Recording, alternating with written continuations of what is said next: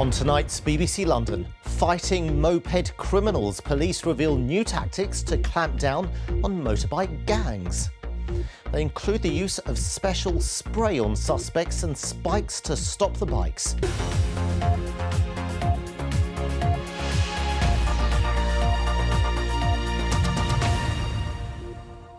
Very good evening, I'm Asad Ahmed.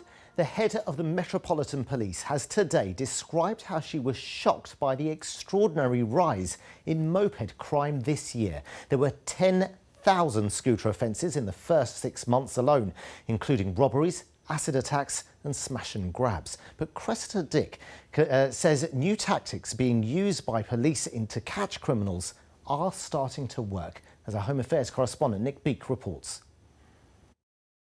Midnight in Chelsea and a moped gang target an exclusive handbag shop. They have strength in numbers, 9 of them on 5 bikes. After smashing their way in, they grab what they can. Crime using scooters has rocketed in the past 2 years. It's mainly mobile phone snatches, but they've been used in acid attacks and here in knife-point robberies, sometimes topping 70 moped crimes a day. Now, though, Scotland Yard claim they're finally curbing the rise. In the last 3 months, we've had a 24% reduction in scooter-enabled crime, and that is as a result of a whole series of tactics, better coordination, better intelligence, and real focus on that problem, together with helping the public to protect themselves by stopping the scooters from being stolen. And this is how the Met are fighting back. Remote-controlled spikes which puncture a suspect's tyres. They're using smaller and slimmer bikes of their own to weave through narrow and busy streets to pursue offenders. And there's other technology too. Well, this is another tactic the police have been using. It's a DNA spray, and they've been training officers to try and get near enough to moped suspects to spray them with this liquid. Each bottle has a distinctive code, and the hope is that suspects can be traced at a later date. But many are getting away with it. We've learned that in some months earlier this year, the Met were charging a suspect in only 1% of cases.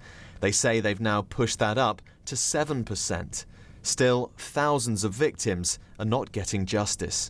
It was just silent. I guess they spotted me on the phone, knew what they were doing, watched me hang up the phone call and timed it just right to lean over and snatch it out of my hand and gone. Have you changed your behaviour in light of that? Yeah, absolutely, 100%, yes. I'm always quite, let's say, alert and paranoid about the people around me, etc., etc., but now I won't even talk on the phone near the curb.